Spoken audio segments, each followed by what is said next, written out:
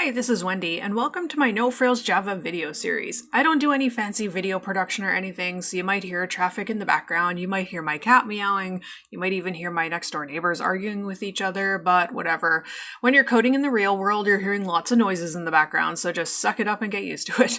I'm going to show you some Java stuff, and I don't have the time or inclination to create fancy videos with animation and other useless garbage. We're just going to learn and code with Java. Now, in this series of videos, I'm showing you the basics of regular expressions and how to use them in a Java program. In the first video, we learned the basics of regular expression syntax. In the second video, we learned to use character classes. In the third video, we learned to use quantifiers. In the fourth video, we learned about escaping special characters and about meta characters. In the fifth video, we learned how to use capture groups. And in the previous video, we saw how we can use the matches method of the string class to perform regex matches in a Java program. And in this final video, I'll show you a more complex way to do regex in Java using the pattern and matcher classes, and it's way more reusable and modular. In the previous video, we learned how to use the string class's matches method. However, this technique is not efficient when you want to match many inputs or when you have several patterns to match. The second way to use regular expressions in Java is to use the pattern and matcher classes. Both of these classes are in the java.util.regex package, so when you use them, you'll need to make sure you import java.util.regex.pattern and java.util.regex.matcher. The pattern class models a specific regex pattern. The matcher class is an engine that performs pattern matching. No matter where you test or use regex expressions, there's always a regex engine that does the work. It takes the pattern and does the actual matching against the string and returns the result or results to you. The matcher class is this engine, and in fact, if you use the String.matches method, it's using the same matcher regex engine behind the scenes. The pattern class, as we said, models a regex expression as an object. In other words, you just construct your pattern object using a specific regex expression as a string, and the pattern will contain that regular expression. To create a pattern object for a specific regular expression, you just use the pattern class's compile method like we are in this example. So I'm creating the variable valid ID regex as a pattern object or a pattern variable, and then I'm assigning it. You're probably used to seeing something like new pattern, but in this case, we don't use the new operator. We use the compile method. Some classes do that. Some classes, you don't construct them using a new operator. You have to use, we call it a factory method. So a special method that constructs the object for you. Why? I don't know. There's lots of different reasons, and it's not something I'm going to get into here. So we use the static compile method. We have to make sure we invoke it using the name of the class pattern, so pattern.compile, and we pass it the regex. Recall that if your regex has a backslash, you have to escape the backslash in your Java code. So this statement constructs a pattern object referenced by the variable valid ID regex, and it contains the pattern for exactly 9 digits. In fact, it even compiles your regex to make sure it's valid. Otherwise, it will throw a pattern syntax exception if the syntax of your regex pattern is incorrect. You should not handle this exception in any way. You should simply ensure that your pattern is valid by testing it first in a testing site like regexer.com or regex101.com. And we did those in the earlier videos, so in case you want to go back and have a look at that. Now you can also pass flags into the compile method. You couldn't do this with String.matches. If you want to use flags, you just pass in the appropriate constant or constants, which belong to the pattern class. So here in this example, if you wanted to create a regex pattern that is case insensitive, then you just invoke the compile method and you pass it the pattern string as your first argument, and then you separate it with a comma and add your second argument, which is the case insensitive constant that belongs to the pattern class. So it's really easy to use any of the flags that you're comfortable with. Now, once you have your pattern, you can then use the matcher class to do the actual matching. The matcher class is created from the pattern object that you want to match to. So it's created with that specific pattern in mind. To create a matcher, you take your pattern object's matcher method and you give it the string that you want to match to the pattern. So this last statement here constructs a matcher object using our valid regex or valid ID regex regex pattern that we created previously in this statement, and we are passing the matcher method the string, in this case the ID string, that we want to actually validate. So the sequence of events, the user has entered a string for the student ID, and then we construct a pattern object that matches exactly 9 digits.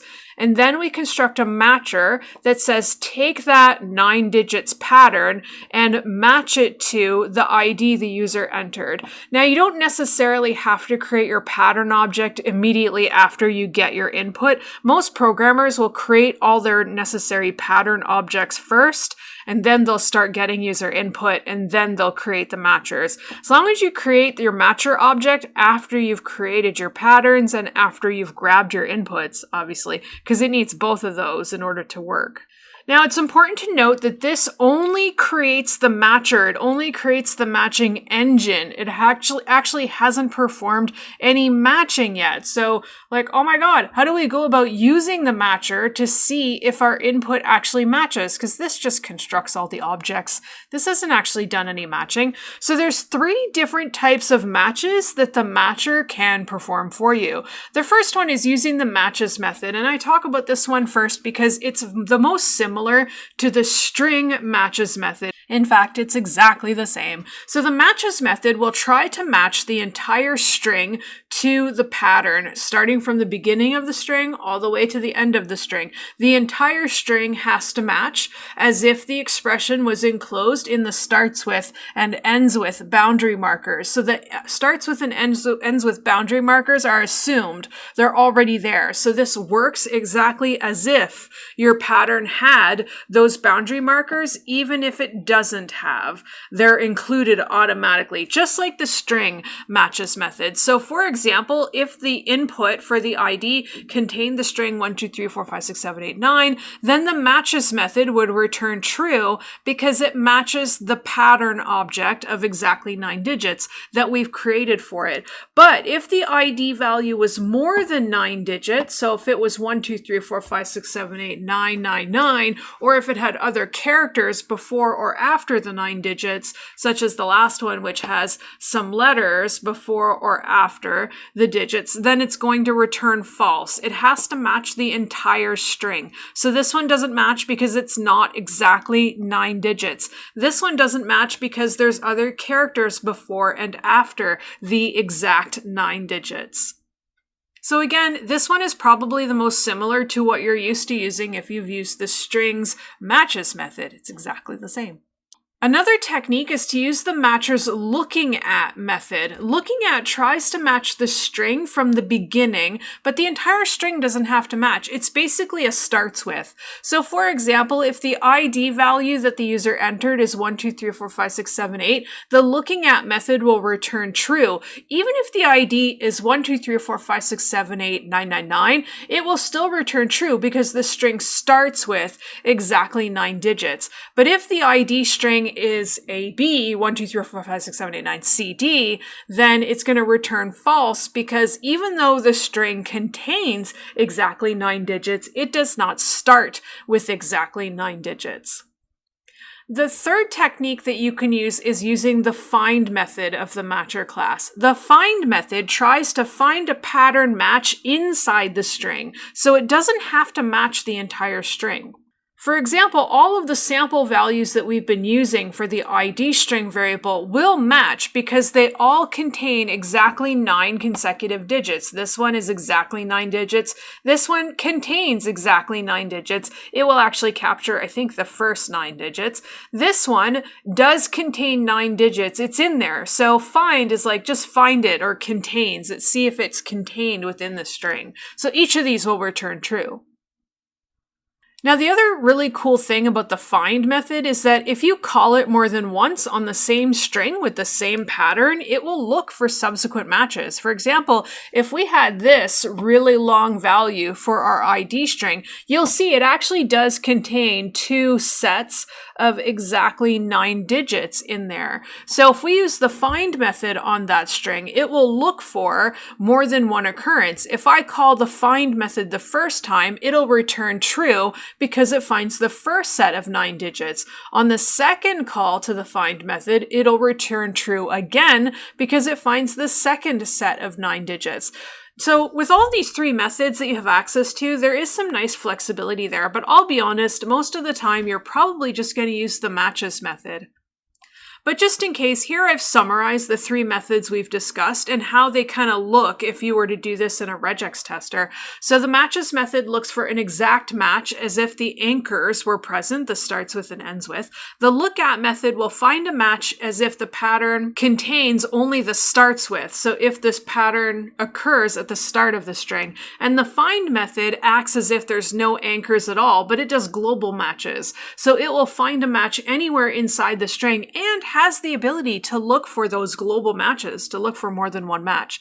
And then to summarize how we use the pattern and matcher classes to validate, always make sure you perform these 3 steps. And I'm assuming you've already captured your user inputs or will at some point in your program. But first you construct a pattern for a specific regular expression. Then you create a matcher object for your pattern and a specific input string that you hopefully have already retrieved from your user.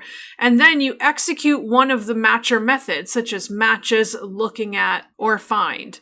Here I've stored it in a Boolean. That was just for space. You don't necessarily have to store the result of your method, whether it's matches, lookingAt, or find, in a Boolean. You're probably going to say if, and then your Boolean expression, whatever.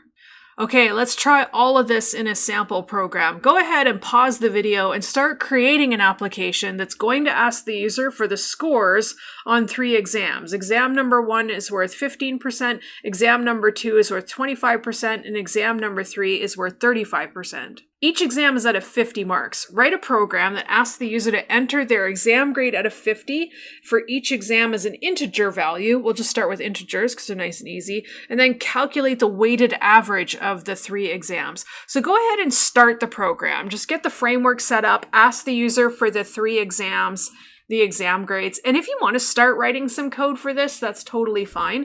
I'll show you really quickly how to calculate the exam average if you want to try the whole thing on your own.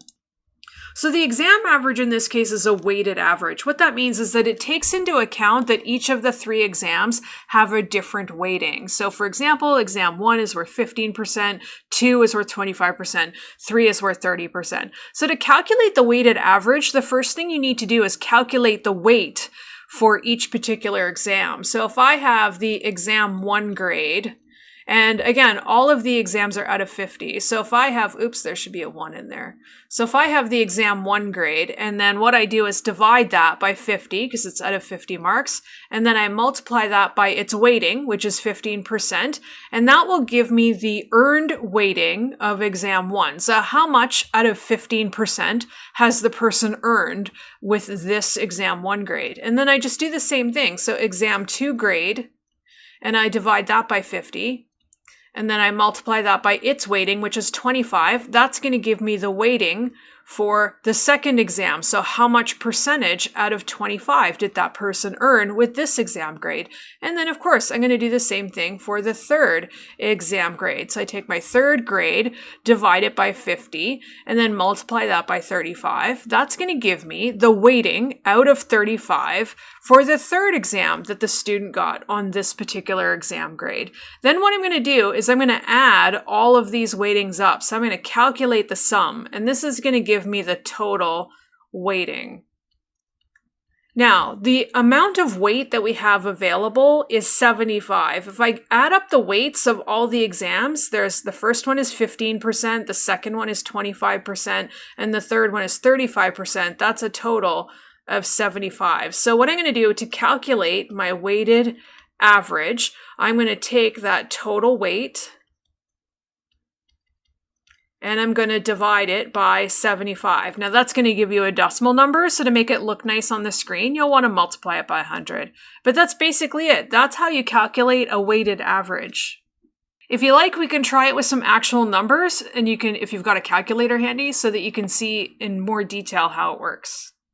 So let's say on the first exam, a student got 25 out of 50. So we're going to take the grade 25, divide it by 50, and then that's worth 15%. So we're going to multiply that by 15. And if you've got a calculator handy, you can calculate it. That will give us 7.5. So they've earned 7.5% from the first exam. On the second exam, let's say the student gets 24 out of 50. So 24 divided by 50, this one is worth 25%. So we're going to multiply the quotient by 25. And again, if you grab a calculator, that should work out to 12%. So they've earned 12% on the second exam. And then on the third exam, let's say they studied really hard and they got 40 out of 50 on the third exam, which is worth 35%. So we're going to multiply the quotient by 35. And if you grab your calculator, that'll work out to 28. So if we add 7.5 plus 12 plus 28, that's going to give us 47.5%. So they've earned a total of 47.5%. But what we really want to know is what is the weighted average that they've earned? Because in a lot of courses at college and university, your weighted average has to be above 15% in order to pass. That's not it. That's just the sum, right? So what we do is take that 47.5 and we divide it by 75, and then just to make it a nice number, we multiply it by 100. And this, if you calculate it, 47.5 divided by 75 is about 6.633333. So if you multiply that by 100, that's going to give you 63.33%. So that is the weighted average. So it's like the average of their weights, of their test weights. So they got greater than 50. So that means they pass. Hooray. So we have a bit of an understanding as to how that works. So if you're ready to write the program, if you worked out your IPO chart, so your output is the weighted average, your inputs are the 3 exam scores, and then the processing, you can do it all in one shot. Calculate your weighted average by calculating the weight for the first exam, the weight for the second exam, plus the weight for the third exam. So you add those 3 things up, divide it by 75, that's sum, watch the parentheses there, and then multiply that by 100, and that gives you your weighted average. So again, pause the video, give the program a try. If you can't do the whole thing, that's totally fine, because I'm going to take the whole thing up with you. Okay, hopefully you had a chance to give that exercise a try. Here's part of the solution. I've started it for you. So remember that in order to use the pattern and matcher classes, you have to import them. Like a good programmer, I've also set up some constants for each of the values, the literal values that I'm using in my code. So these are the 3 weightings for each exam. This is the marks each exam is out of, and that's the total exam weight. Or I could have just added these 3 things together. That probably would have been okay, but I was trying to minimize the amount of stuff that I had going on. And then I've just already set up the 3 sets of statements that I need to grab my exam grades. Again, I'm grabbing them as strings because I need to do my pattern matching on strings, and then I'll parse them afterwards once I know they're valid. So the first thing I want to do is I want to create a single pattern object for the actual grade pattern. So I'll call it a grade pattern. So again, I'm working with integer numbers, and grades, we don't use negative values generally, well, at least not in the colleges where I've been teaching. We don't usually use negative grades, so I'm not going to worry about positive, negative, and that sort of thing. So I'm going to go ahead and use the integer 1 or more digits. Don't forget to escape your backslash, because it's a Java program. If you want a bit of a challenge and you want to do this with doubles, by all means, go ahead and do it. In real life, we mark grades, we mark exams, and we have fractions of a grade. So we use double. I'm trying to make it simple. I haven't given you an opportunity yet to write an expression for a floating point number, but that is a pretty good exercise to try. Maybe we'll talk about that at the end of the video. So I've created my grade pattern using the patterns compile method. Now here's the sticky part. So when you're creating matcher objects, a matcher object is used for a specific pattern and one specific input. If we were going to write this program using a loop, we could make this better. But when I usually teach this in my programming classes, the students haven't done loops yet. So I'm going to do it without a loop. If you did this with a loop, you're going to have a nicer version than I have here. But because I'm not using a loop, what I'm going to do is I'm going to create a matcher for each input. It's not the most desirable way to do it, but I'm sure you could come up with better ways to do it. But just for the quick answer that I came up with, this is what I did. So I'm going to create a matcher to match exam 1. And so what I do is I take the grade pattern object that I've created and I use the matcher method and give it the string input for exam 1. And I'm going to repeat that for each of these. So matcher, match exam 2. I wish there was an easier way to do this. And repeat for the third one.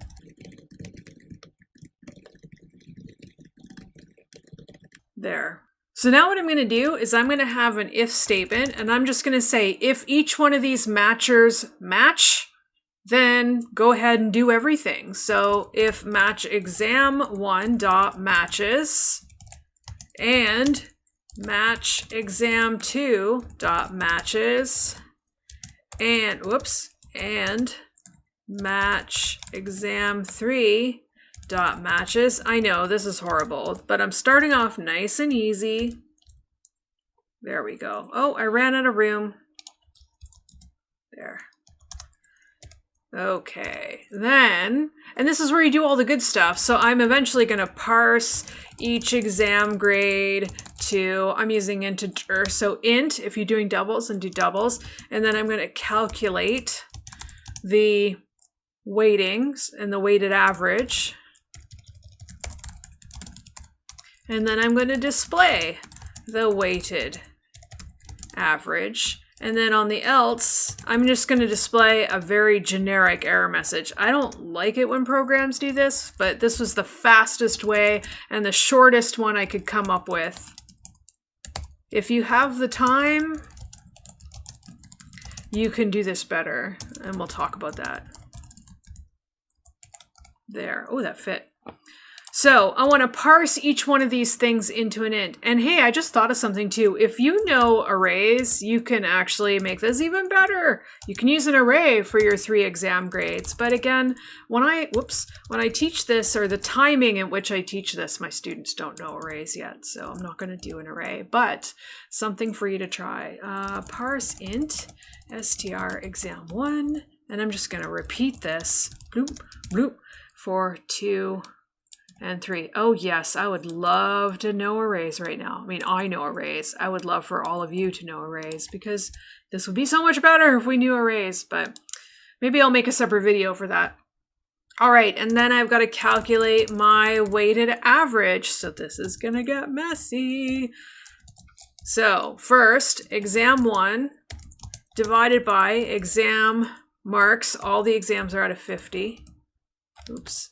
And then that is going to multiply by the exam 1 average. I don't need any extra parentheses because, you know, BEDMAS. It's going to divide and then it will multiply.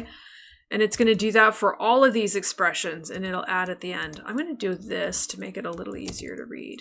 And I, repeat with exam 2. Again, you don't need any extra parentheses. It's not necessary. And just makes your code hard to read. I know that a lot of people use extra unnecessary parentheses. It's a common thing. And I have to be honest, it drives me insane. I don't know if other programmers feel the same way. I would imagine some do, because I'm pretty average. But yeah, it doesn't interfere with how it functions, or it doesn't interfere with efficiency even, but it makes it really hard to read. So there we go. So that's going to be the sum of the 3 weightings. I'm going to take that total weighting, divide it by exam weight. And just to make it look nice, I'll multiply it by 100 just to move the decimal point over. Wowza. And then I'm going to display nice and formatted. I keep leaving my caps lock on. System.out.printf. And then I'll just say exam average. and %.2f. Oops, new line at the end, as always, again, to make it look nice. There. It's not the best. Ideally, in a real program, what you'd want to do is use only one matcher, first of all. And then that would allow you to get the first input and then match it. And if it's valid, get the second input and then match it. That would require nested ifs, because then if the second one matches, then you'd get the third one and match that one. And if the third one matches, then they're all good. So then you would do all this. And if any of those were false, you would say exam 1 is invalid or exam 2 is invalid. But again, at the timing at which I teach this lesson, my students have only learned basic ifs. They haven't actually learned nested ifs, but that's another option you can try. I might actually have that solution around somewhere. I'll try to make it available so you can see. And there's a really good looping version, and now I want to make an array version. So you can probably come up with way better versions of this. But let's see if I made any typos, first of all. Sometimes I do. So I'm going to try to give it a compile. Oh my gosh, it compiled. I'm always shocked when that happens because I make a lot of typos, especially when I'm talking to you while I'm coding. All right, so let's try the test values we wrote earlier was 25 for the first one, 24 for the second one, and 40 for the third one. And we got, I think it was 63.33%. Yay! There we go. I could have added a percent sign on the end there, but hey, it works. So there we go. But the point is, we saw how to use the pattern and matcher classes, even though I'm not happy with this. I'd rather use one matcher, but it's just I wanted to make a short program that was quick and dirty. Again, ideally, I would use one matcher and then just have nested ifs and else ifs, right? Just if else through the whole thing. But it would have gotten too big to fit on one video screen. So that's why I did it that way. Now we should also test our program and make sure that it works with invalid data as well. So if I, for example, entered foo for my first exam and then -9, that will actually not match, right? The -9, because I didn't include the negative symbol in my pattern. And then if I just type in, some numbers and, some letters in there, it doesn't tell me which grade is incorrect. I mean, all of them are correct, but it does give me an error. All exam grades must be valid numbers. Feel free to share alternative solutions in the comments of the video, or if you're one of my students, there's probably a discussion board where you can share your solutions as well. Okay, I paused the recording and made you a little present. So here's a version of the program that uses one matcher. So here's what I did. This stuff is all the same. Constants, get the inputs. I've created a pattern that matches an integer number. I created a matcher, just one matcher, and I initialized it with the first exam input. And then I set up integer variables for the 3 exam grades because I'm eventually going to parse them all. So I start off with an if. If you don't know nested ifs, don't panic. You'll probably learn nested ifs very soon. So I started off with an if. If the first exam matcher, or it's the only one, so if the exam matcher matches on the first exam grade, then I go ahead and parse it into an integer. Then what I want to do is I want to now reuse this matcher for the next string input for the next exam grade. So we use the reset method. So using reset says redo or reset this matcher with a new string input. It keeps the same pattern, but it does it with a new string. Then I do a nested if. So if this is valid, it's going to go on and try the next one. So if that now matches, I plugged in the second input. So if it matches the next input, then parse the next input into an int, and now reset my matcher with the third input. So I use the reset again. And then I check the third one. If that one matches, then I parse the third one, and now I can do my calculation and display. So for each one of these, you'll notice the indentation. So this is why I didn't really want to do it as the first one because it's kind of hard to see. So these braces, you got to be careful. So this brace matches this, and that one matches this. So this else block is for this inner if right here. So this says, if this if is false, then it means it's an invalid third exam grade. So it's going to say this one, the third grade is invalid. And then this else here, this belongs to the second if that's testing the second input. So if the second input is invalid, it says the second exam grade is invalid. And my last else goes with, and I'm going to have to scroll, sorry, but the last else goes with the first if. So if the first if is false, if the exam doesn't match or if the grade doesn't match the pattern, then it's going to execute this line of code. So with this one, when I run it and I type in, let's start with the first one. Let's say I type a negative number because according to my pattern, way up here, according to my pattern, it's only digits. So the negatives would be considered invalid. So it doesn't say anything yet. So grade number 1, I've entered -2. Grade number 2, I'll enter 24. Grade number 3, I'll enter 40. And it says grade number 1 must be a valid number. Now, you could write this even more differently. You could do each of these as stacked if statements so that if I enter the first grade incorrectly, it tells you right away before you go and input the other 2 grades. That, again, is a bit more complicated. I'm trying to keep it simple. And again, if you're doing loops or arrays, you can make a way better version of this. But this is fine. So I'm going to try it now, make sure, so we know the first if statement works. We're going to test the second if statement. So I'm going to type in foo. And then for the third grade, I'll type 40. And it says exam 2 grade must be a valid number. And I'm going to do it one more time. I'm going to do 24, 25, and then foo. And it says, nope, the third one must be valid. Let's make sure it still works with valid numbers. 24, 25, 40. And I get, I typed the numbers in backwards. So I got a different percentage. I shouldn't have put 25, 24, but it's okay. That's probably correct. So I got my exam weighting. Ta-da! So that's another version of this program. Again, it's not perfect. There's other better ones. I encourage you, if you know loops and arrays, I know you can come up with a better one. But there's some options, and hopefully the process of coming up with different and better solutions is a really good logic exercise. Just because you see in a tutorial they do something a certain way like this, it's usually because it has to fit in the tutorial. It's not necessarily the best way to do it, That's the thing with teaching these things. It's not like we can write a whole full application to teach you how to do stuff. It's always got to be little demos and things, but that's fine. You learn by doing, and that's why we don't just give you everything. So try it out. Try some different solutions and see what you can come up with. And that's it for my brief introduction to regular expressions and how to use regex in Java. I hope you got a lot out of that. And again, don't forget to practice, practice, practice. And your next steps now is to actually start using regex. Remember, you don't have to do this in Java. You can use regex in lots of other things. You can use it in PHP, in JavaScript. If you're writing HTML forms, you can use it in your input element using the pattern attribute and all kinds of other stuff. So I hope you found this really useful, and happy coding. Thanks for watching.